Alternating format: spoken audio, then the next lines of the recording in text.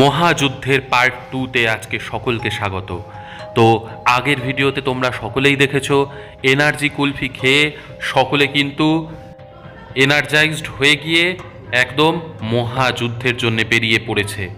এবার পরবর্তী মহাযুদ্ধে জয়লাভ করে সকলে এখানে আনন্দে নাচানাচি শুরু করে দিয়েছে এবং সকলে সকলকে ভূত বানানোর জন্য ব্যস্ত। আজকের এই মহাযুদ্ধের মূল লক্ষ্য কিন্তু ভূত বানানো। সেইখানে আমার মুখটা খালি আছে দেখে আমাকেও কিন্তু ভূত বানানোর জন্য সকলে দাবি তুলল। তো আমিও বললাম যে হ্যাঁ, আমি কেন বাকি থাকি। সুন্দরভাবে আমাকেও ভূত বানিয়ে দেয়া হলো, আমিও খুব খুশি ভূত সেজে। এবার বাকি যাদেরকে দেখা হচ্ছে তাদেরকে এই যুদ্ধে সামিল করানোর জন্য সকলকেই ভূত বানিয়ে দেয়া হচ্ছে। কেউ কিন্তু আজকে এই যুদ্ধের থেকে বাকি থাকবে না।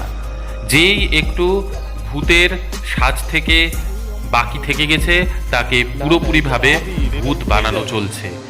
আজকের এই যুদ্ধে কিন্তু খুব সুন্দর পরিণতি, যুদ্ধে সকলেই জয়লাভ করেছে। ওই দেখো আরও একদল যুদ্ধ কমপ্লিট করে পাড়ায় ঢুকছে, এরাও যুদ্ধ জয় করে চলে এসেছে, কিন্তু এরা ভয় পাচ্ছে। এদের মুখ ক্যামেরায় ক্যাপচার হলে কি হবে, কিন্তু আমার সামনে ওই সব বলে কোনো লাভ নেই। আমি এদেরও মুখ ক্যাপচার করে নিলাম ভিডিওতে। আর এইখানে এই যে আরও ভূত বানানোর জন্য সকলে ব্যস্ত, কাউকে যাতে চেনা না যায়, সকলে যাতে ভূতের বেশে থাকে আজকে। তো সকলেই ভূতের বেশে থেকে খুব আনন্দে আছে। আর বাইক নিয়ে দুইজন চলে এসেছে। আমি বললাম যে এত চুপচাপ থাকলে হবে না, যুদ্ধ জয় তো হয়ে গেছে। সকলে এবার খুব আনন্দ পেয়েছে। এরপর আমার স্টুডেন্টরাও চলে এসেছে যুদ্ধ জয় করে আমাকে ভূত বানাতে। আমিও ভূত সেজে নিলাম স্টুডেন্টদের কাছ থেকেও। তো আজকের এই মহাযুদ্ধের পরিণতি কিন্তু খুবই সুন্দর।